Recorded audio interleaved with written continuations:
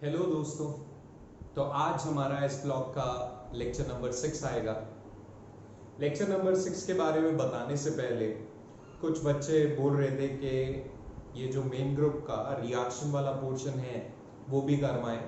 तो रिएक्शन वाले पोर्शन के लिए मैं कहना चाहता हूँ कि वो पोर्शन करवाया जाएगा, वो पोर्शन मैं कंप्लीट कराऊंगा। अगर आप लोग सपोर्ट करते रहेंगे तो वो पोर्शन भी कंप्लीट होगा, उसकी फिक्र ना करें। और लास्ट लेक्चर में जब मैंने थर्मल डिकम्पोजिशन रिएक्शन शुरू किया था तो वहां पर वो रिएक्शन वाला पोर्शन भी स्टार्ट हो गया था। तो आप लोग इस चीज की बिल्कुल फिक्र ना करें। इसके अलावा अगर आप लोग कहेंगे तो आगे हम थर्मोडायनेमिक्स को भी शुरू कर लेंगे, उसमें भी काफी बच्चों को प्रॉब्लम आ रही थी, तो वो पोर्शन भी स्टार्ट होगा। लेकिन ये सब तब हो सकता है जब आप लोगों का सपोर्ट बना रहे। आज के लेक्चर की अगर बात करूं तो आज के लेक्चर में हम हमारे बचे हुए थर्मल डिकम्पोजिशन रिएक्शंस को देखेंगे और उसके अलावा सॉल्युबिलिटी के ट्रेंड्स को भी देखेंगे, जिससे काफी सारे सवाल आपके प्रीवियस ईयर में देखे गए हैं। उस सॉल्युबिलिटी के ट्रेंड्स को भी समझेंगे। तो आइए शुरू करते हैं आज का एक और लेक्चर इस ब्लॉक का। गुड इवनिंग आप सभी को। तो हमारे आज के लेक्चर में हमें बचे हुए थर्मल डीकंपोजिशन रिएक्शंस को खत्म करना है। थर्मल डीकंपोजिशन रिएक्शन मैंने कहा था हम 4 टाइप्स में पढ़ेंगे। सबसे पहले मेटल कार्बोनेट्स के थर्मल डीकंपोजिशन को लास्ट लेक्चर में देखा। अब मेटल सल्फेट्स, मेटल नाइट्रेट और मेटल बाइकार्बोनेट के थर्मल डीकंपोजिशन को देखेंगे। तो स्टार्ट करते हैं मेटल सल्फेट्स के साथ। मेटल सल्फेट की अगर मैं बात करूं थर्मल डीकंपोजिशन रिएक्शन की, तो मेटल सल्फेट्स क्या करेंगे, जैसे ही आप किसी भी मेटल सल्फेट को लोगे और उसे हीट करो, हीट करते वक्त ध्यान रखना कि टेम्परेचर 800 डिग्री सेल्सियस से कम होना चाहिए। यदि टेम्परेचर 800 डिग्री सेल्सियस से कम है तो जो मेटल सल्फेट होगा वो कन्वर्ट हो जाएगा मेटल ऑक्साइड की फॉर्म में, और यहां पर साइड प्रोडक्ट की फॉर्म में निकलता है SO3 गैस। इस रिएक्शन को अगर मैं क्वालिटेटिव के पॉइंट ऑफ व्यू से बताऊं तो SO3 यहां पर जो बना, इस गैस को आप कंफर्म भी कर सकते हैं इसके फॉर्मेशन को। अगर आप इस गैस को किसी एसिडिक सॉल्यूशन से पास कराओगे तो ये क्या करेगी, एसिडिक सॉल्यूशन को व्हाइट कलर प्रोवाइड करा देगी। तो वहां पर व्हाइट कलर जब प्रोड्यूस हो गया तो ये बात कंफर्म कर देगा यहां पर जो गैस बनी है वो कौन सी होगी, SO3 गैस। कब बनेगी, जब मेटल सल्फेट को हीट करोगे, लेकिन टेम्परेचर का ध्यान रखना 800 डिग्री सेल्सियस से कम होना चाहिए। इसी तरीके से अगर आप टेम्परेचर को और बढ़ा दो और टेम्परेचर को 800 डिग्री सेल्सियस से अबव ले जाओ तो यहां पर क्या होगा, यहां पर ये SO3 फर्दर ब्रेक हो जाएगा और SO3 फर्दर ब्रेक होकर देगा SO2 gas plus side product की फॉर्म में निकलेगी O2 गैस। अब SO2 की अगर बात करें तो SO2 की प्रेजेंस को चेक करना तो और भी आसान होता है। SO2 के लिए आपको पता है बर्निंग सल्फर का स्मेल आता है। अब आप कहेंगे बर्निंग सल्फर का स्मेल हमें कैसे पता लगेगा, तो बर्निंग सल्फर का बिल्कुल वही स्मेल होगा जो मैचस्टिक को जलाने पे आता है। मैचस्टिक को जलाने पे जो हमें स्मेल आता है वो बर्निंग सल्फर की वजह से ही होता है। तो बिल्कुल सेम ऑर्डर रहेगा जब SO2 गैस रिलीज होगी। कब होगी, जब आप टेम्परेचर को बढ़ा दोगे 800 डिग्री सेल्सियस के भी अबव। अब इस जनरल रिएक्शन में कुछ एक्सेप्शंस होंगी। क्या एक्सेप्शन है, एक्सेप्शन ये है कि अगर आप यहां पर सिल्वर या मरकरी के सल्फेट्स को लो और उन्हें हीट करो तो वो अपने मेटल ऑक्साइड की फॉर्म में नहीं जाते, उनका मेटल ऑक्साइड स्टेबल नहीं होता। तो सिल्वर और मरकरी के केस में क्या होगा, यहां पर जो प्रोडक्ट बनेगा वो ऑक्साइड नहीं होगा, वो उनका एलिमेंटल फॉर्म में चली जाएगा। Ag और Hg अपने elemental form zero oxidation state में जाना पसंद करता है क्योंकि उनका ऑक्साइड स्टेबल नहीं रह पाता। तो बस यहां पर ध्यान रखना, Ag और Hg के सल्फेट की अगर रिएक्शन को लिखो तो वहां पर मेटल ऑक्साइड नहीं बनेगा। अब इस जनरल रिएक्शन को मैं बारी बारी से सभी ग्रुप में लगा के दिखा देता हूं। सबसे पहले अगर मैं ग्रुप 1 की बात करूं तो ग्रुप 1 में अगर मेटल सल्फेट की अगर बात करें तो मेटल सल्फेट किस फॉर्म में बनेगा? ये बनेगा M2SO4 की फॉर्म में। SO4 पे 2 माइनस चार्ज है तो एल्कली के 2 मेटल्स लगेंगे इसे न्यूट्रलाइज करने में। अब इस M2SO4 को जब आप हीट करोगे तो M2SO4 एल्कली मेटल के केस में, ग्रुप 1 के केस में जनरली कोई रिएक्शन शो नहीं करेगा। हीट करने पर ये कोई रिएक्शन शो नहीं करेगा। क्यों नहीं करेगा? क्योंकि यहां पर जैसा कि मैंने पहले ही बताया था, तुम एल्कली के केस में अगर मेटल लोगे सोडियम का, पोटेशियम का, रुबिडियम का या फिर सीजियम का सल्फेट लोगे तो इन केसेस में क्या है, आयनिक कैरेक्टर बहुत ज्यादा होता है। इन सल्फेट्स के केस में आयनिक कैरेक्टर ज्यादा होने की वजह से इनकी थर्मल स्टेबिलिटी ज्यादा होगी, और अगर थर्मल स्टेबिलिटी ज्यादा है तो ये हीट करने पर क्या होंगे, डिकम्पोज नहीं होंगे। एल्कली के केस में केवल लिथियम का सल्फेट होता है, Li2SO4 होता है, जो कि डिसोशिएट कर जाता है, और Li2SO4 डिसोशिएट करके क्या देगा, Li2O प्लस SO3 गैस। ये SO3 कब बनेगा, जब टेम्परेचर आपने 800 डिग्री सेल्सियस के नीचे रखा है। लेकिन अगर टेम्परेचर को बढ़ा के आप 800 डिग्री सेल्सियस के अबव चले गए तो यहां पर क्या होगा, ये SO3 फिर से टूटेगा और देगा SO2 plus half O2 gas. तो इस बात का ध्यान रखना, ग्रुप 1 में केवल लिथियम सल्फेट ही डिकम्पोजिशन रिएक्शन शो कर पाता है, बाकी सारे डिकम्पोज नहीं होते। ये क्या होंगे, मेल्ट हो जाएंगे, लेकिन ये डिकम्पोज नहीं हो पाएंगे। इनका डिकम्पोजिशन टेम्परेचर बहुत हाई होगा, उससे पहले ये क्या हो जाएंगे, मेल्ट हो जाएंगे। इसीलिए इस चीज को आप एनोमलस बिहेवियर ऑफ लिथियम में भी पढ़ते हो। आप जानते हो हर एक ग्रुप का जो पहला एलिमेंट होता है उसकी प्रॉपर्टीज कुछ अलग रहती हैं बाकी एलिमेंट से। इसी का एग्जांपल यहां पर आप देख सकते हो, केवल लिथियम सल्फेट डिकम्पोज हुआ, बाकी कोई भी ग्रुप का सल्फेट, बाकी कोई भी एलिमेंट ले लो ग्रुप 1 का, उसका कोई भी सल्फेट डिकम्पोज नहीं कर पाए। अब इसी चीज को ग्रुप सेकंड पे अगर लगा के देखें तो ग्रुप सेकंड में आप जानते हो कि लिथियम के नीचे होता है सोडियम, और लिथियम के बगल में होता है बेरिलियम, और बेरिलियम के नीचे होता है मैग्नीशियम। और हम पीरियोडिक टेबल में कहते हैं कि जो डायगोनल पर एलिमेंट्स होंगे उनकी प्रॉपर्टीज सेम होती है ड्यू टू डायगोनल रिलेशनशिप। तो हम जानते हैं लिथियम का सल्फेट डिकम्पोज कर गया तो मैग्नीशियम का सल्फेट भी जो होगा वो भी डिकम्पोज करेगा ही करेगा। ग्रुप सेकंड में अगर बात करूं तो फर्स्ट से रिलेट कर रहा हूं डायगोनल रिलेशनशिप की मदद से। लिथियम सल्फेट डिकम्पोज हुआ तो यहां पर मैग्नीशियम का सल्फेट भी डिकम्पोज होगा, और MgSO4 मैग्नीशियम सल्फेट जो होगा वो डिकम्पोज करके, अगर टेम्परेचर 800 डिग्री सेल्सियस से कम है तो देगा MgO प्लस SO3 गैस। लेकिन अगर टेम्परेचर को तुम और बढ़ा दो, 800 डिग्री सेल्सियस के अबव चले जाओ तो ये देगा MgO plus SO2 plus half O2 gas. ये रिएक्शन देगा। और केवल मैग्नीशियम ही नहीं, ग्रुप सेकंड का कोई और एलिमेंट भी ले लो, कोई और सल्फेट भी ले लो तो वो भी डिकम्पोज हो जाएगा। जैसे मान लो मैं यहाँ कैल्शियम का सल्फेट ले लेता हूं, और कैल्शियम के सल्फेट को अगर हीट करें तो हीट करने पर ये क्या देगा, हीट करने पर यहां पर ये देगा CaO प्लस SO3 गैस। तो कोई भी ग्रुप सेकंड का एलिमेंट ले लो और उसका सल्फेट बनाए, उसका सल्फेट क्या होगा, आराम से डिकम्पोज हो जाएगा। जनरल रिएक्शन के तरह ये डिकम्पोजिशन रिएक्शन चलेगा। इसके अलावा अगर बात करें तो मैंने कहा था कुछ नोबल एलिमेंट्स की भी हम यहां पर बात करेंगे। ग्रुप 1 और ग्रुप सेकंड के अलावा कुछ नोबल एलिमेंट्स होंगे जिनकी भी रिएक्शन को हमें देखना था। नोबल एलिमेंट्स में जैसे मान लो तुम यहां पर Zn या Pb का सल्फेट ले लो, Zn या PbSO4 लोगे और इसको अगर हीट किया जाए, हीट करें इसको, तो यहां पर टेम्परेचर मैं मान रहा हूं 800 डिग्री सेल्सियस से कम है, तो ये क्या देगा, ये बनाएगा ZnO, या फिर अगर तुमने लेड का सल्फेट लिया है तो PbO, और साइड प्रोडक्ट की फॉर्म में क्या निकलेगी, SO3 गैस।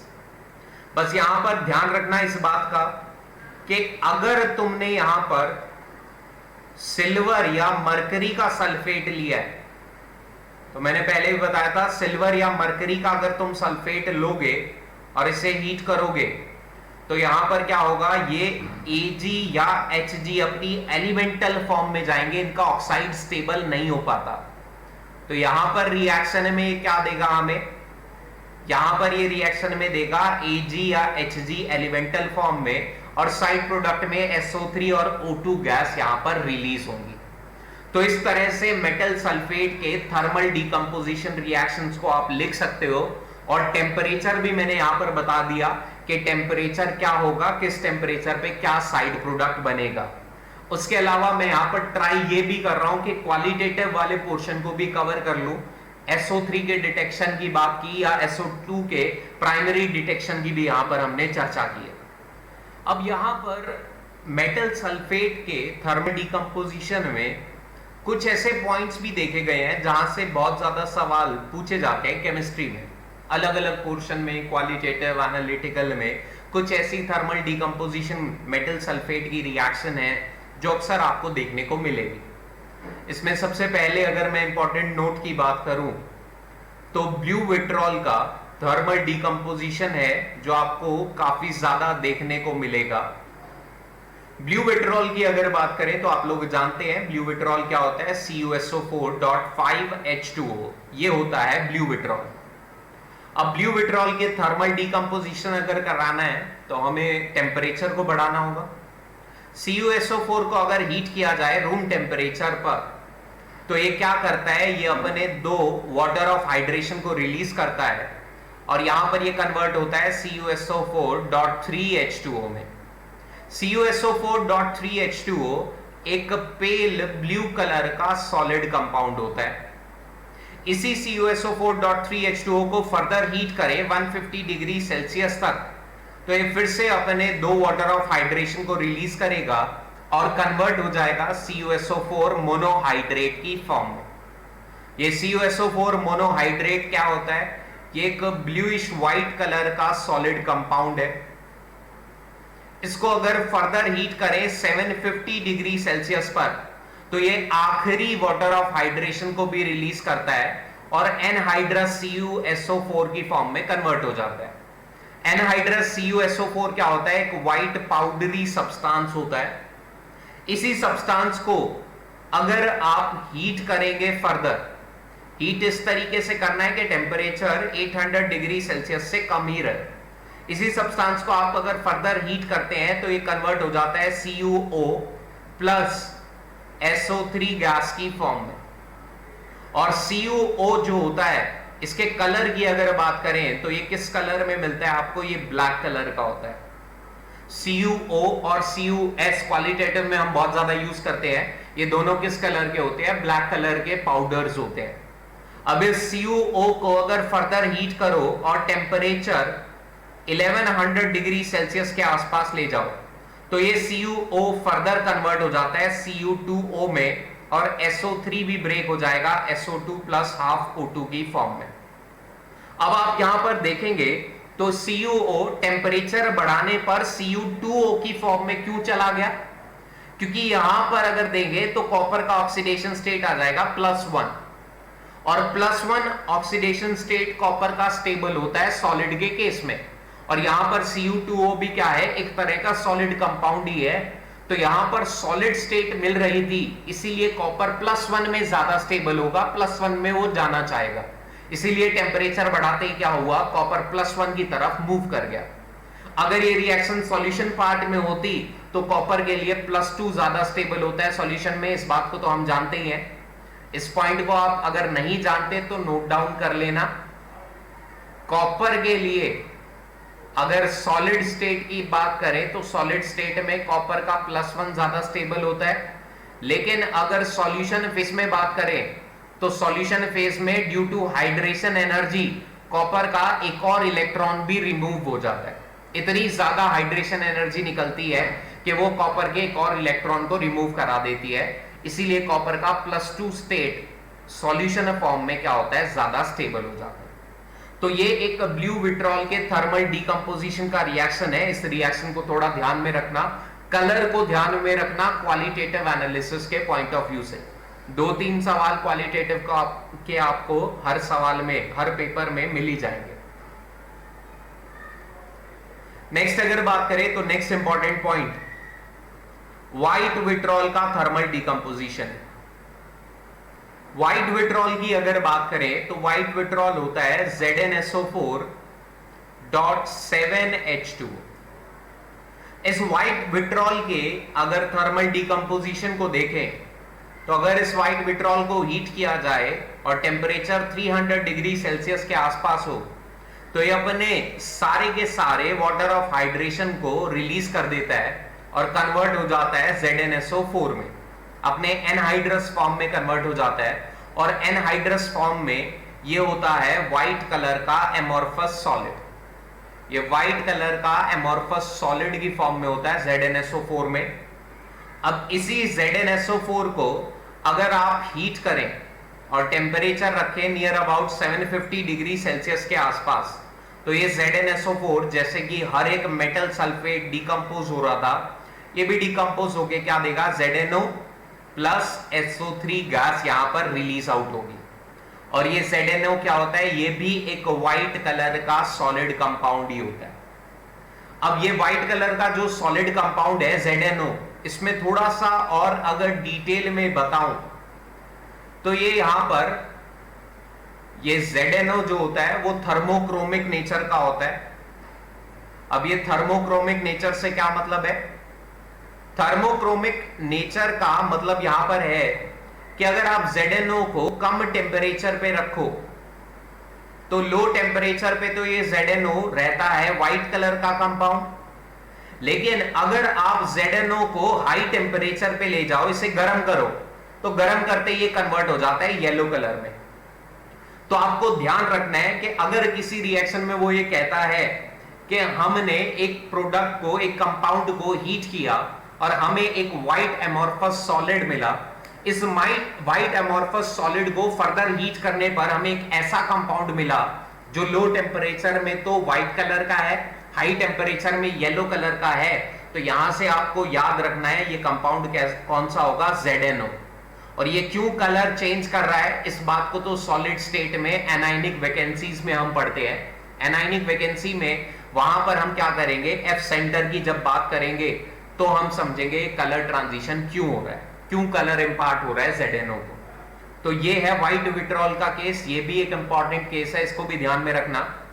इसके अलावा एक केस और आ सकता है, वो है ग्रीन विट्रॉल का। ग्रीन विट्रॉल का थर्मल डिकम्पोजिशन भी देखा जाएगा। ग्रीन विट्रॉल की अगर बात करें तो ग्रीन विट्रॉल क्या होता है, ये होता है FeSO4.7H2। इसी ग्रीन विट्रॉल को अगर आप हीट करते हैं तो हीट करते ही अपने सारे वाटर ऑफ हाइड्रेशन को इजीली रिमूव कर देता है और अपनी एनहाइड्रस फॉर्म में कन्वर्ट हो जाता है। एनहाइड्रस फॉर्म में सबसे पहली चीज जो आपको पता होनी चाहिए, ये एनहाइड्रस फॉर्म अगेन एक व्हाइट एमोर्फस सॉलिड है। ये यहां पर अपने व्हाइट एमोर्फस सॉलिड FeSO4 में कन्वर्ट होगा। अब इसी FeSO4 को अगर आप फर्दर हीट करो और temperature near about 300 degree Celsius के आसपास है तो FeSO4 में दो चीजें हैं, एक तो Fe2+ आयन, दूसरा है SO4 2- आयन। तो SO4 2- की अगर बात करें तो SO4 2- के अंदर यहां पर अगर देखें तो सल्फर के ऊपर बहुत ज्यादा पॉजिटिव चार्ज है। दूसरी तरफ Fe2+ की अगर बात करें तो Fe2+ यहां पर कन्वर्ट होना चाहता है Fe3+ में, क्योंकि आयरन के लिए Fe3+ ज्यादा स्टेबल फॉर्म होगा। क्यों ज्यादा स्टेबल होगा, बिकॉज वहां पर हाफ फिल d ऑर्बिटल होगा जिसकी स्टेबिलिटी ज्यादा होगी। तो आयरन तो कन्वर्ट होना चाहता है Fe3+ में, यहां पर सल्फर क्या चाहता है, अपने पॉजिटिव चार्ज को खत्म करना। क्योंकि यहां पर आयरन खुद को ऑक्सीडाइज करना चाहता है तो FeSO4 में यहां पर ये Fe2+ काम करता है रिड्यूसिंग एजेंट का। ये आयरन खुद को +2 से +3 में लेके जाएगा, खुद को ऑक्सीडाइज करवाएगा, और खुद को जो ऑक्सीडाइज कराते हैं वो काम करते हैं रिड्यूसिंग एजेंट का। SO4 में SO4 2- में सल्फर अपने पॉजिटिव चार्ज को कम करना चाहता है, और पॉजिटिव चार्ज को कम करने का मतलब है खुद को रिड्यूस कराना। और जो खुद को रिड्यूस कराते हैं वो होते हैं ऑक्सीडाइजिंग एजेंट, क्योंकि वो सामने वाले को ऑक्सीडाइज करते हैं।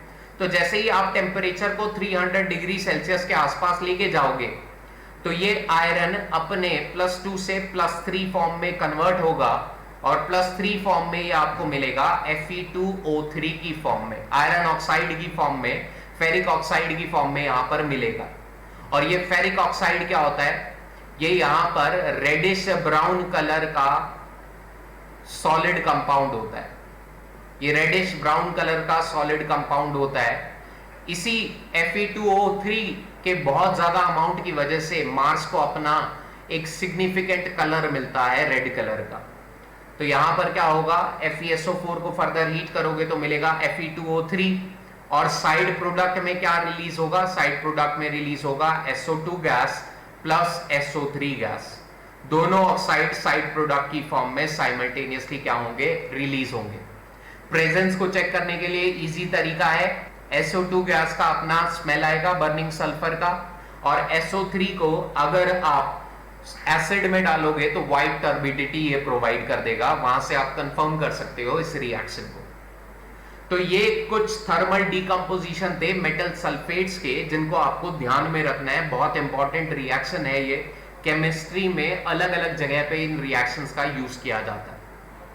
अब नेक्स्ट काम करते हैं, नेक्स्ट चीज पढ़ते हैं मेटल नाइट्रेट्स के थर्मल डीकंपोजिशन के बारे में।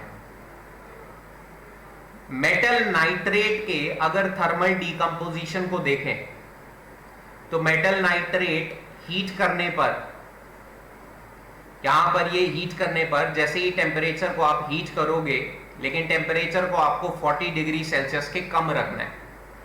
अगर टेम्परेचर 40 डिग्री सेल्सियस से कम है तो ये मेटल नाइट्रेट खुद को कन्वर्ट करता है मेटल ऑक्साइड में, और साइड प्रोडक्ट में यहां पर रिलीज होता है N2O5। N2O5 एक सॉलिड कंपाउंड होता है व्हाइट कलर का, जिसके अगर स्ट्रक्चर की बात करें तो कुछ ऐसा स्ट्रक्चर आप लोगों ने देखा हुआ होगा, और ये एक व्हाइट कलर का सॉलिड कंपाउंड होता है।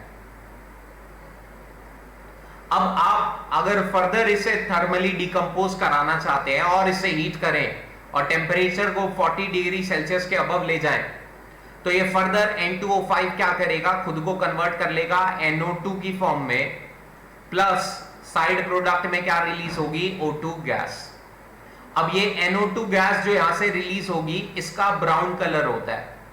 तो जैसे ही आपको ब्राउन कलर शो होगा तो आपको पता लग जाएगा यहां पर क्या होगा, NO2 गैस रिलीज आउट हो रही है। तो ओवरऑल अगर देखें तो मेटल नाइट्रेट के केस में याद रखना, मेटल ऑक्साइड और साइड प्रोडक्ट में इनिशियली क्या बनेगा, एक व्हाइट सॉलिड कंपाउंड, जिसे फर्दर हीट करोगे तो क्या मिलेगा आपको, ब्राउन कलर की गैस मिलेगी, वेपर्स मिलेंगे, जो चीज आपको क्या बताएगी, यहां पर NO2 गैस निकला है। तो यहां से आपको पता लग जाएगा मेटल के साथ कैसा एनायन है, नाइट्रेट की फॉर्म में एनायन प्रेजेंट है। अब इस रिएक्शन में, इस जनरल रिएक्शन में फिर से एक्सेप्शन बिल्कुल सेम है जो मेटल सल्फेट में थी। क्या एक्सेप्शन है, मेटल ऑक्साइड केवल Hg और Ag के केस में नहीं बन पाता।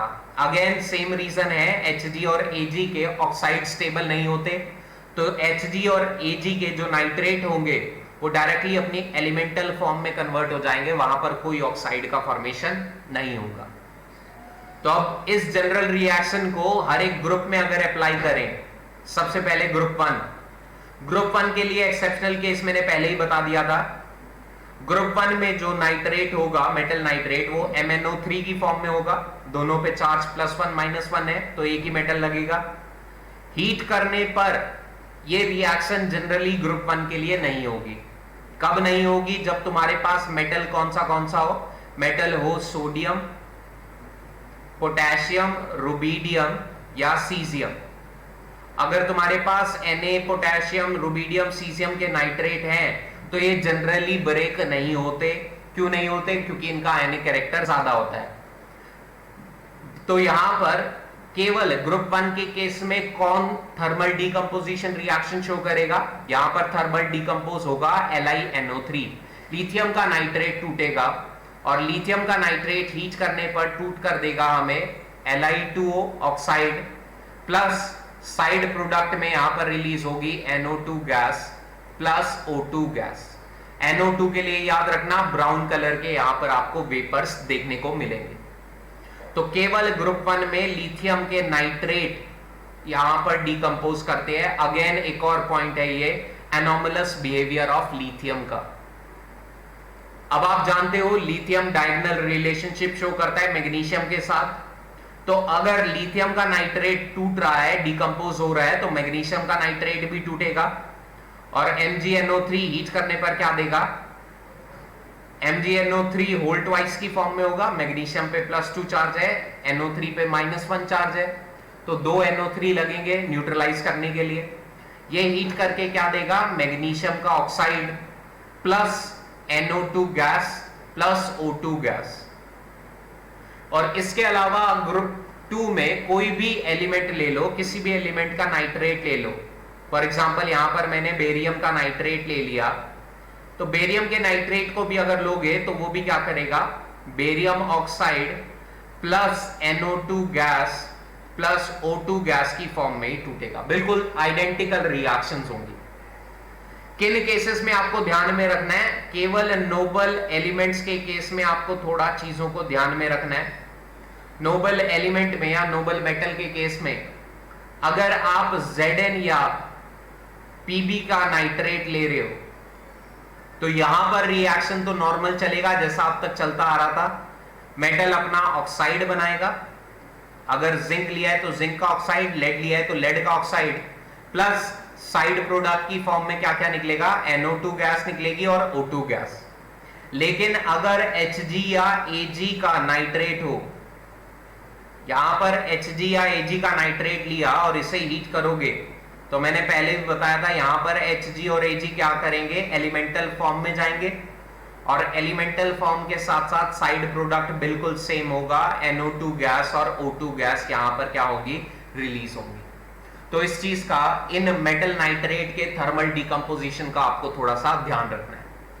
तो आइए अब आगे बढ़ते हैं हमारे लास्ट पोर्शन की तरफ थर्मल डिकम्पोजिशन में, मेटल बाइकार्बोनेट्स के थर्मल डिकम्पोजिशन में। मेटल बाइकार्बोनेट के थर्मल डिकम्पोजिशन की अगर बात करें तो MHCO3 इस फॉर्म में हमने मेटल बाइकार्बोनेट को लिया है। यहां पर अगर सॉलिड मेटल बाइकार्बोनेट को अगर आपको डिकंपोज कराना है हीट करके, तो ये हीट करके क्या देते हैं? ये हीट करके कन्वर्ट हो जाते हैं कार्बोनेट की फॉर्म में और साइड प्रोडक्ट में क्या निकलता है? CO2 gas plus water. CO2 gas और वाटर यहां पर साइड प्रोडक्ट की फॉर्म में निकलता है। लेकिन याद रखना ये जनरल रिएक्शन केवल वो मेटल कार्बोनेट शो करेंगे जहां पर मेटल या तो सोडियम हो या पोटेशियम हो या रुबीडियम हो या फिर सीजियम हो। केवल सोडियम, पोटेशियम, रुबीडियम या सीजियम के बाइकार्बोनेट ही सॉलिड फॉर्म में एग्जिस्ट कर सकते हैं। तो अगर थर्मल डिकम्पोजिशन कभी भी होगा तो केवल इन्हीं मेटल के बाइकार्बोनेट्स के थर्मल डिकम्पोजिशन को ही हम देखेंगे। इसका बहुत एक कॉमन सा एग्जांपल है जो आप लोगों से बहुत ज्यादा पूछा जाता है। NaHCO3 के रिएक्शन को बहुत ज्यादा केमिस्ट्री में यूज किया जाता है। ये हीट करके क्या देगा? Na2CO3 plus CO2 gas plus side product में और क्या निकलेगा? वाटर। केवल कौन शो कर सकता है इसके अलावा? Na के अलावा पोटेशियम शो कर सकता है, रुबीडियम शो कर सकता है, सीजियम। इसके अलावा आपको इस रिएक्शन में और क्या जानकारी होनी चाहिए? यहां पर जो ये कार्बोनेट बन रहा है इन सभी केसेस में इसका जो कलर होगा वो कैसा होगा? व्हाइट कलर का। चाहे तुम सोडियम का कार्बोनेट ले लो, पोटेशियम का ले लो, रुबीडियम का ले लो या सीजियम का, इन सभी का जो कार्बोनेट होगा वो किस कलर का होगा? व्हाइट कलर का। तो आपको कलर के पॉइंट ऑफ व्यू से भी मैं बता रहा हूं, क्वालिटेटिव के पॉइंट ऑफ व्यू से भी बता रहा हूं और मेन ग्रुप के पॉइंट ऑफ व्यू से भी बता रहा हूं कि रिएक्शन क्या बनेगी। उसके अलावा फिजिकल केमिस्ट्री में आपको गैसियस प्रोडक्ट को यूज करना होगा, एनालिटिकल में भी, जहां से आप मास लॉस को पढ़ते हो। थर्मोग्रेविमेट्रिक एनालिसिस में आप मास लॉस के थ्रू ही पढ़ते हो। तो मास लॉस क्यों हो रहा है? क्योंकि कार्बन डाइऑक्साइड यहां पर रिलीज हो रही है प्लस वाटर।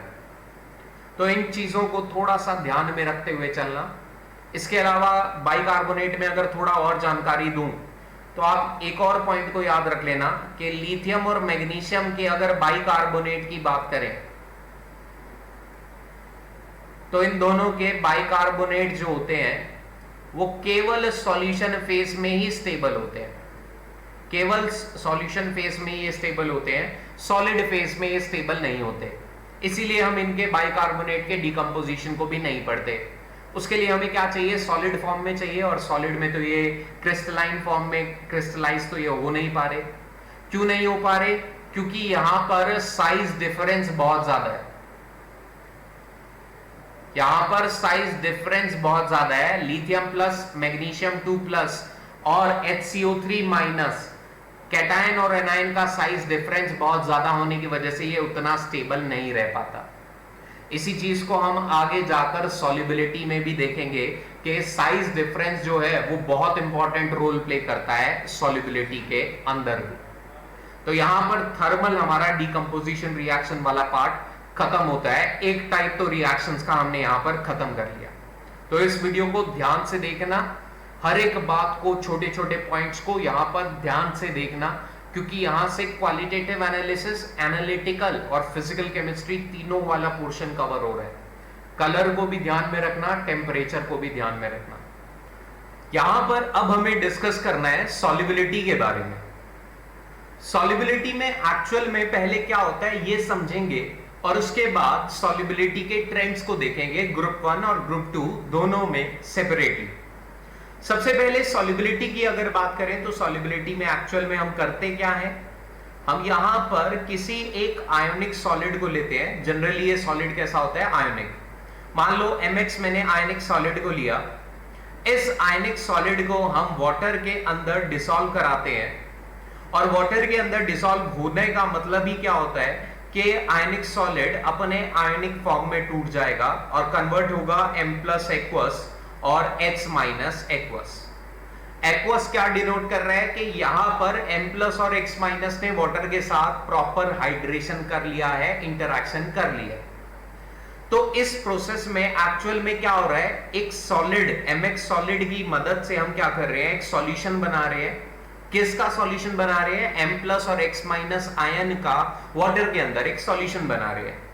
क्योंकि इस रिएक्शन में, इस प्रोसेस में सॉल्यूशन बन रहा है, तो इस रिएक्शन में जो एनर्जी का एक्सचेंज हो रहा होगा, उस एनर्जी के एक्सचेंज को हम क्या बोलेंगे, delta H solution, change in enthalpy of solution. क्यों बोला, बिकॉज यहां पर एक सॉल्यूशन का फॉर्मेशन हो रहा है। अब इस सॉल्यूशन के फॉर्मेशन को यहां पर तो मैंने एक स्टेप में दिखा दिया, लेकिन एक्चुअल में यहां पर क्या हो रहा होगा, यहां पर इनिशियली MX सॉलिड को जो अपना लेटिस बना चुका है, सबसे पहले तो इस लेटिस को आपको तोड़ना होगा, और तोड़कर यहां पर M+ और X- को गैसियस फॉर्म में कन्वर्ट करना होता है। सबसे पहले तो आपको इस लेटिस को तोड़कर M+ और X- को गैसियस फॉर्म में कन्वर्ट करना होता है, ये पहला स्टेप है। अब कहीं पर भी लेटिस को तोड़कर आप गैसियस फॉर्म में कन्वर्ट करोगे तो आपको जो एनर्जी देनी पड़ेगी, उस एनर्जी को बोलते हैं हम लेटिस एनर्जी, और इसका वैल्यू क्या होगा, इसका वैल्यू होगा पॉजिटिव। क्यों पॉजिटिव होगा, बिकॉज ये एनर्जी हमें देनी है लेटिस को तोड़ने के लिए और आयंस को गैसियस फॉर्म में पहुंचाने के लिए। अब यहां पर क्या होगा, ये आयंस जो गैसियस फॉर्म में है, अब इन्हें कन्वर्ट होना है एक्वस फॉर्म में, और जब आयंस एक्वस फॉर्म में कन्वर्ट होंगे तो यहां पर एक्चुअल में क्या हो रहा है, ये आयंस पानी में डिसॉल्व हो रहे हैं, और जब आयंस पानी में डिसॉल्व होंगे तो ये वाटर के साथ अट्रैक्शन शो करेंगे, इंटरैक्शन शो करेंगे। अब जब ये पहला आयन M+ आयन वाटर के साथ इंटरैक्शन शो करेगा तो कोई ना कोई अमाउंट ऑफ एनर्जी रिलीज होगी, क्योंकि हर एक अट्रैक्शन में कोई ना कोई एनर्जी तो रिलीज होती है। जब ये आयन वाटर के साथ अट्रैक्शन शो करेगा तो जो अमाउंट ऑफ एनर्जी रिलीज होगी उसे पहले आयन के लिए मान लेते हैं डेल्टा H1। इसका साइन क्या होगा, इसका साइन होगा नेगेटिव, क्योंकि ये एनर्जी रिलीज होने वाली है। सेकेंड आयन जब वाटर के साथ अट्रैक्शन शो करेगा तो जो अमाउंट ऑफ एनर्जी रिलीज होगी उसे मान लेते हैं डेल्टा H2। ये अगेन ये वैल्यू कैसा होगा, नेगेटिव। क्यों नेगेटिव है, बिकॉज ये एनर्जी रिलीज हो रही है। कब रिलीज होगी, जब हमारे ये आयंस जो M+ और X- बने ये वाटर के साथ इंटरैक्ट करेंगे। जैसे ये M+ का इंटरैक्शन अगर दिखाऊं तो M+ भी क्या करेगा, वाटर को अट्रैक्शन शो करेगा। क्यों करेगा? बिकॉज वाटर में ऑक्सीजन पे नेगेटिव चार्ज है, तो ये दोनों आपस में क्या करेंगे, अट्रैक्शन शो करेंगे। सिमिलरली X- की अगर बात करें तो X- भी वाटर को अट्रैक्ट करेगा, लेकिन अब जो अट्रैक्शन होगा वो वाटर के किस तरफ से होगा, हाइड्रोजन वाले एंड की तरफ से। क्यों? क्योंकि हाइड्रोजन पे चार्ज कैसा है, पॉजिटिव। तो एनर्जी रिलीज जो यहां पर होगी वो रिलीज क्यों हो रही है, ड्यू टू अट्रैक्शन। कितनी रिलीज होगी, पहले आयन के केस में डेल्टा H1, दूसरे आयन के केस में डेल्टा H2। अब यहां पर ये जो डेल्टा H1 और डेल्टा H2 है, अगर इन दोनों एनर्जीज को मैं ऐड कर दूं तो एक्चुअल में ये कौन सी एनर्जी है, ये वो एनर्जी है जो कब रिलीज होगी, जब पार्टिकल्स वाटर के साथ इंटरैक्ट करेंगे। और जब वाटर के साथ पार्टिकल इंटरैक्ट करते हैं तो जो अमाउंट ऑफ एनर्जी रिलीज होती है, इसी को क्या बोलते हैं हम, हाइड्रेशन एनर्जी। तो अगर पूरे इलेक्ट्रोलाइट के लिए अगर मैं देखूं तो पूरे इलेक्ट्रोलाइट में हाइड्रेशन एनर्जी टोटल क्या होगी, delta H1 plus delta H2 के बराबर। तो ये क्या है, हमारा total hydration energy for this electrolyte Mx। अब इस पूरी प्रोसेस में डेल्टा H सॉल्यूशन, हमने इस पूरी प्रोसेस के लिए ओवरऑल एनर्जी एक्सचेंज को माना था डेल्टा H सॉल्यूशन। अब डेल्टा H सॉल्यूशन अगर देखें तो दो स्टेप में हुआ। एक स्टेप में तो लेटिस एनर्जी हमें देनी पड़ी और दूसरे स्टेप में क्या हुआ, हाइड्रेशन एनर्जी रिलीज हुई।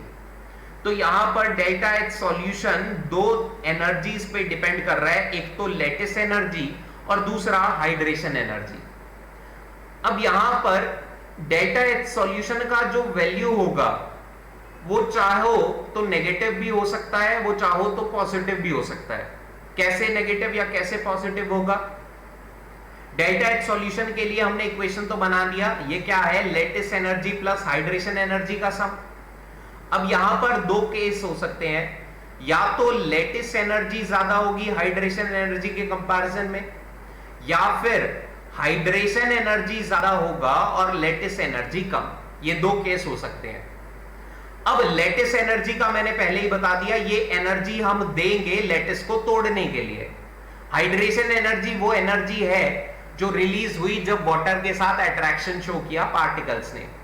तो ये साइन तो हाइड्रेशन के लिए नेगेटिव है, लेटिस के लिए पॉजिटिव। अगर लेटिस एनर्जी ज्यादा है, हाइड्रेशन एनर्जी कम, तो ओवरऑल डेल्टा H सॉल्यूशन कैसा रहेगा, पॉजिटिव। इसके विपरीत अगर हाइड्रेशन एनर्जी ज्यादा है, नेगेटिव वैल्यू ज्यादा है, पॉजिटिव वैल्यू कम, तो ओवरऑल डेल्टा H सॉल्यूशन का जो वैल्यू रहेगा वो कैसा रहेगा, नेगेटिव। और हम जानते हैं एनर्जी की टर्म्स में फेवरेबल प्रोसेस कब होती है, जब एनर्जी रिएक्शन के दौरान रिलीज हो। अगर एनर्जी हमें देनी पड़ रही है तो वो प्रोसेस कैसा रहा होगा, अनफेवरेबल। तो अगर डेल्टा H सॉल्यूशन का वैल्यू पॉजिटिव आया तो इस बात का मतलब है कि बिना एनर्जी दिए वो सब्सटेंस क्या रहेगा, नॉन सॉल्युबल फॉर्म में रहेगा। वो सब्सटेंस सॉलिड फॉर्म में ही रहेगा, नॉन सॉल्युबल फॉर्म में रहेगा, या फिर वो थोड़ा सा सॉल्युबल हो सकता है, वो स्पेरिंगली सॉल्युबल रहेगा। लेकिन अगर डेल्टा H सॉल्यूशन का वैल्यू नेगेटिव आया, यानी कि प्रोसेस फेवरेबल है, तो Mx जो हमने सॉलिड पानी में डाला वो क्या होगा, वो कंप्लीटली सॉल्युबल बन जाएगा, वो पूरी तरह से पानी में डिसॉल्व होगा। तो सॉल्युबल या नॉन सॉल्युबल के लिए आपको क्या करना है, डेल्टा H के साइंस को देखना है, डेल्टा H सॉल्यूशन पॉजिटिव है या नेगेटिव। अब डेल्टा H पॉजिटिव है या नेगेटिव, ये भी ओवरऑल किस चीज पर डिपेंड कर रहा है, हाइड्रेशन और लेटिस के कंपैरिजन में। तो याद रखना, कभी भी लेटिस एनर्जी अगर ज्यादा है हाइड्रेशन के कंपैरिजन में, तो अपना जो सॉल्ट होगा वो कैसा रहेगा, नॉन सॉल्युबल या स्पेरिंगली सॉल्युबल। लेकिन अगर हाइड्रेशन एनर्जी ज्यादा है और लेटिस एनर्जी कम, तो यहां पर ये सब्सटेंस क्या बन जाएगा, सॉल्युबल। कैसे बन जाएगा सॉल्युबल, क्योंकि हाइड्रेशन एनर्जी जो रिलीज होगी वो इतनी ज्यादा है कि वो एनर्जी जो रिलीज होगी वो लेटिस को तोड़ने में मदद करेगी, और जब सॉलिड टूटेगा तभी तो वो डिसॉल्व होगा। तो इसीलिए हम यहां पर कहेंगे कि हाइड्रेशन कहीं पर भी ज्यादा है लैटिस के कंपैरिजन में तो वो सब्सटेंस क्या होगा, सॉल्युबल। तो एक्चुअल में सॉल्युबिलिटी इन दो फोर्सेस पे डिपेंड करेगा, लैटिस एनर्जी और हाइड्रेशन एनर्जी के ऊपर। अब लैटिस एनर्जी और हाइड्रेशन एनर्जी का हमें कंपैरिजन करना आना चाहिए। अगर ये कंपैरिजन सीख गए तो हमारा सारा काम अपने आप बनता चला जाएगा, सॉल्युबिलिटी के ऑर्डर आराम से कंपेयर होते चले जाएंगे। तो आराम से अब समझते हैं हाइड्रेशन और लैटिस के बारे में।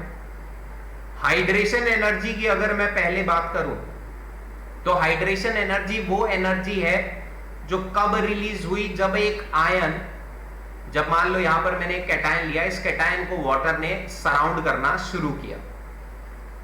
जब इस आयन को वाटर सराउंड करता है, वाटर अट्रैक्शन शो करता है, तो जो अमाउंट ऑफ एनर्जी निकल रही है वो है हाइड्रेशन एनर्जी। ये हाइड्रेशन एनर्जी अगर मैं दो कैटायन में कंपेयर करूं, एक तो ये कैटायन लिया नंबर 1 और एक दूसरा कैटायन लिया नंबर 2, अगर इन दोनों कैटायन में अगर हाइड्रेशन एनर्जी को कंपेयर करें तो दोनों कैटायन में इन दोनों कैटायंस को सराउंड करेंगे वाटर मॉलिक्यूल्स। अब फर्स्ट केस में अगर देखो तो साइज छोटा है, साइज अगर छोटा है तो न्यूक्लियस का ज्यादा फोर्स लगेगा वाटर मॉलिक्यूल पर, और जब न्यूक्लियस का ज्यादा फोर्स लगेगा वाटर मॉलिक्यूल पर तो वाटर मॉलिक्यूल एक ही लेयर नहीं बनाएंगे, ये क्या करेंगे आगे जाकर मल्टीपल लेयर बना देंगे और भी वाटर मॉलिक्यूल्स यहां पर सराउंड करने लग जाएंगे। लेकिन सेकंड केस में अगर देखें तो सेकंड केस में साइज बड़ा, न्यूक्लियस का इतना फोर्स वाटर मॉलिक्यूल पे नहीं लगेगा, तो यहां पर बड़े कैटायन के केस में क्या होगा, वाटर मॉलिक्यूल एक ही लेयर बनाकर रुक जाएंगे, आगे वो फर्दर लेयर्स नहीं बना पाएंगे क्योंकि न्यूक्लियस का फोर्स आगे तक नहीं लग रहा। तो अगर दोनों केस में देखें तो ज्यादा वाटर मॉलिक्यूल किस केस में आएंगे, फर्स्ट के केस में, क्योंकि यहां पर न्यूक्लियस का फोर्स ज्यादा है। तो अगर ज्यादा वाटर मॉलिक्यूल्स यहां पर आ रहे हैं तो यहां पर अट्रैक्शन भी ज्यादा होगा, और अट्रैक्शन ज्यादा तो यहां पर हम कहेंगे हाइड्रेशन एनर्जी भी इस केस में क्या होगा, ज्यादा रहने वाला है, क्योंकि ज्यादा वाटर मॉलिक्यूल यहां पर अट्रैक्शन शो कर रहे हैं। तो यहां से हमें क्या पता लगा कि हाइड्रेशन एनर्जी साइज के इनवर्सली प्रोपोर्शनल है। तो पहला फैक्टर तो हाइड्रेशन एनर्जी का ये समझ में आया कि साइज के इनवर्सली प्रोपोर्शनल होगा। दूसरे फैक्टर को अगर देखें तो दूसरा फैक्टर होता है चार्ज का। अब मान लो मेरे पास यहां पर एक कैटायन है जिसके ऊपर चार्ज है 2+, दूसरा मेरे पास यहां पर कैटायन है जिसके ऊपर चार्ज है +1।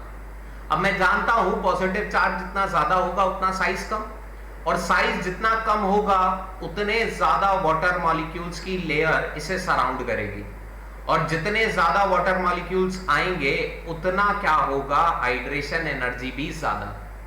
यहां पर अगर देखें तो साइज बड़ा है और चार्ज कम है, तो न्यूक्लियस का ज्यादा फोर्स नहीं लगेगा वाटर मॉलिक्यूल पर, तो ये क्या करेंगे, कम लेयर बनाएंगे। तो यहां से अगर सेकंड फैक्टर से देखें तो ये पता लगेगा हाइड्रेशन एनर्जी चार्ज के डायरेक्टली प्रोपोर्शनल है। तो दो फैक्टर्स का यहां से पता लगा, हाइड्रेशन एनर्जी साइज के तो इनवर्सली है और चार्ज के क्या है, डायरेक्टली।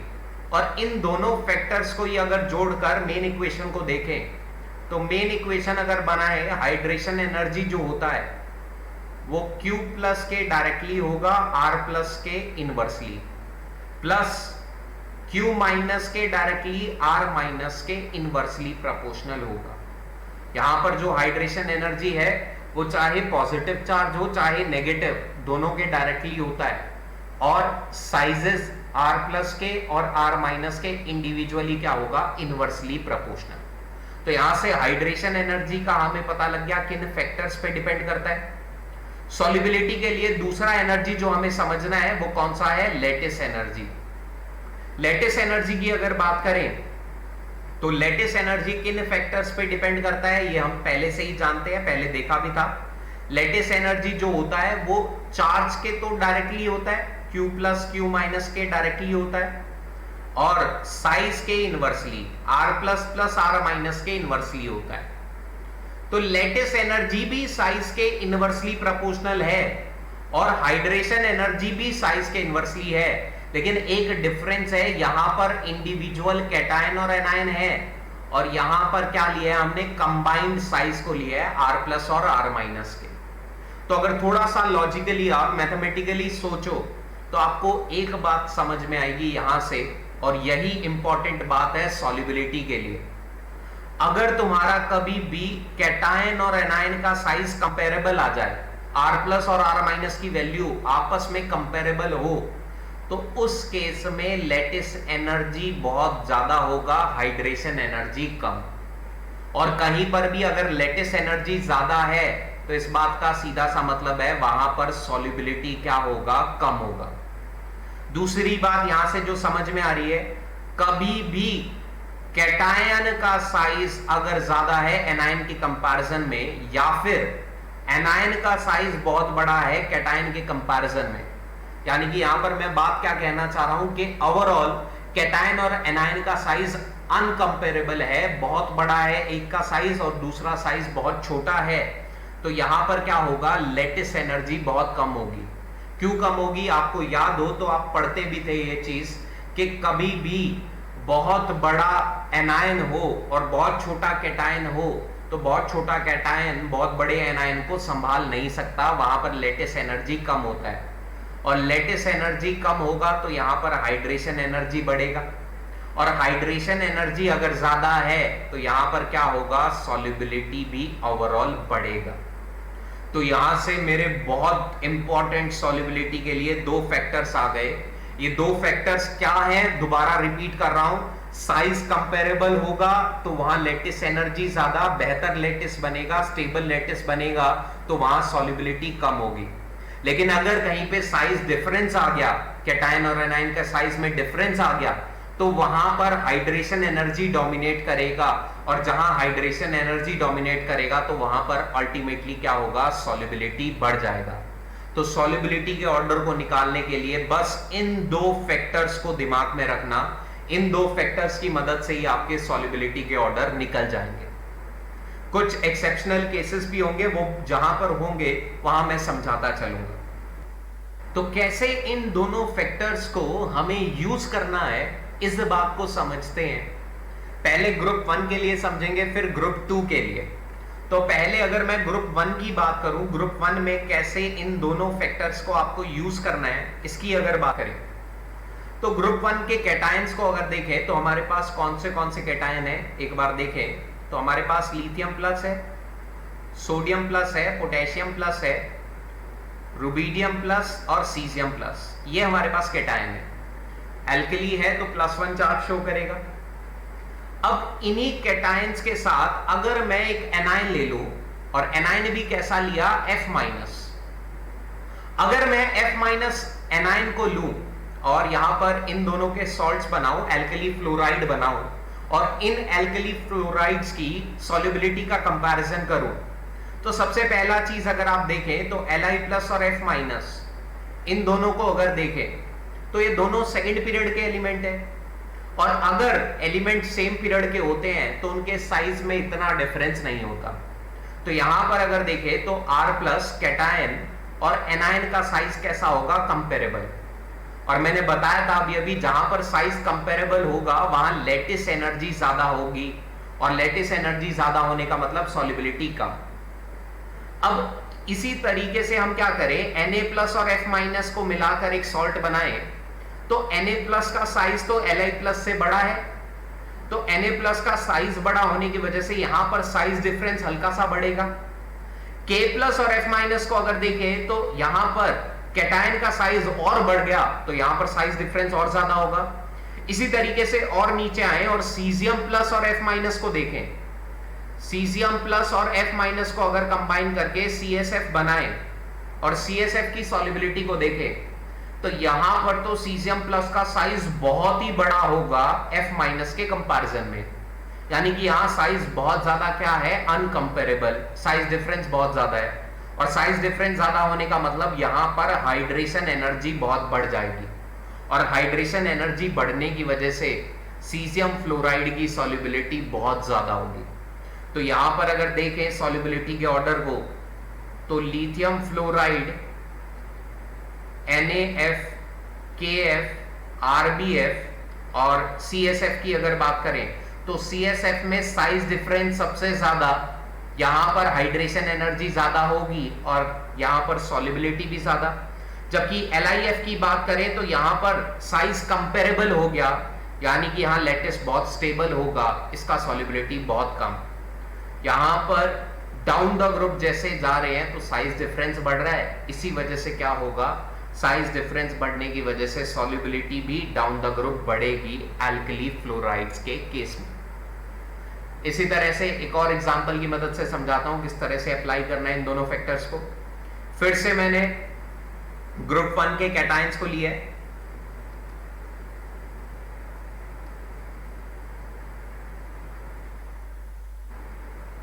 ग्रुप 1 के कैटायंस को अब एक ऐसे एनायन के साथ कंपेयर करते हैं जिसका साइज बहुत बड़ा है, I-, एल्कली के आयोडाइड की बात करते हैं। अब सीजियम प्लस और I- की अगर बात करें तो इन दोनों का साइज ऑलमोस्ट कंपेरेबल होता है, दोनों बहुत बड़े साइज के हैं।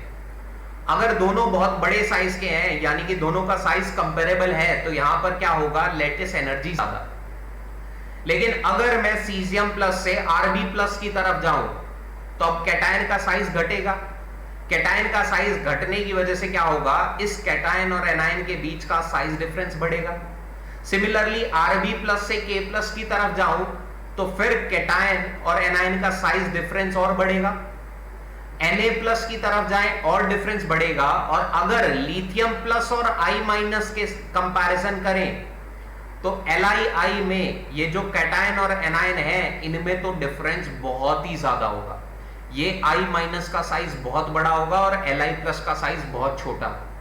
तो अगर यहां पर देखें तो साइज डिफरेंस बढ़ गया, और साइज डिफरेंस बढ़ने का मतलब ही क्या होता है, हाइड्रेशन एनर्जी बढ़ना।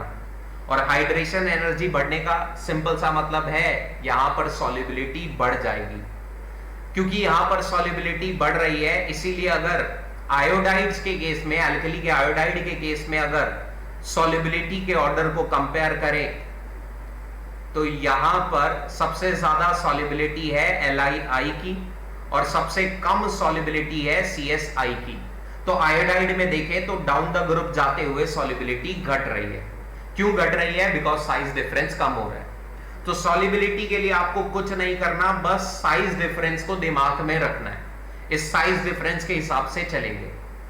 साइज डिफरेंस के हिसाब से यहां पर लिथियम आयोडाइड की सॉल्युबिलिटी बहुत ज्यादा हो जाएगी, और ये सॉल्युबिलिटी तो इतनी ज्यादा होती है लिथियम आयोडाइड की कि लिथियम आयोडाइड इतना ज्यादा सॉल्युबल है कि अगर तुम इसे नॉन पोलर सॉल्वेंट में डालो तो ये नॉन पोलर सॉल्वेंट के अंदर भी सॉल्युबल है, और अगर तुम इसे लिथियम आयोडाइड को किसी पोलर सॉल्वेंट में डाल दो तो ये पोलर सॉल्वेंट में भी क्या रहता है, सॉल्युबल रहता है।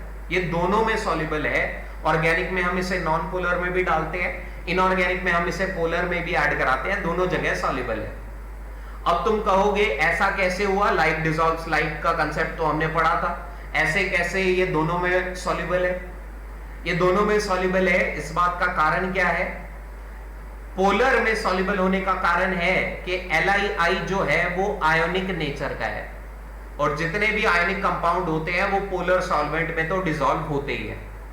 नॉन पोलर में क्यों डिसॉल्व हो रहा है, क्योंकि LI में जो Li+ है, ये जो कैटायन है, इसका साइज बहुत कम है, और साइज कम होने की वजह से यहां पर इसकी पोलराइजिंग पावर ज्यादा है। फजान्स रूल आपने अगर देखा हो तो आपको याद होगा, पोलराइजिंग पावर कब ज्यादा होती है, जब साइज छोटा हो, और पोलराइजिंग पावर ज्यादा होने का मतलब यहां पर कोवेलेंट कैरेक्टर भी बहुत ज्यादा है। तो LI है तो आयनिक, लेकिन इसमें कोवेलेंट कैरेक्टर की मात्रा बहुत ज्यादा है। क्योंकि यहां पर कोवेलेंट कैरेक्टर बहुत ज्यादा है, प्रीडोमिनेंटली कोवेलेंट है, इसीलिए ये नॉन पोलर में भी डिसॉल्व हो जाता है। इसीलिए ऑर्गेनिक में भी इसे यूज करते हैं हम, और इनऑर्गेनिक में भी। तो अब यहां पर मैंने इन दोनों फैक्टर्स को कैसे अप्लाई करना है ये भी सिखा दिया। अब क्या करते हैं, इसे एग्जांपल्स की मदद से और स्ट्रॉन्ग बनाते हैं इस कंसेप्ट को। एग्जांपल्स में सबसे पहला जैसे एग्जांपल लिया हमने यहां पर एल्कली के हाइड्रोक्साइड्स को लिया। एल्कली के हाइड्रोक्साइड्स की बात करें तो LiOH, NaOH, KOH, RbOH और CSOH लिया।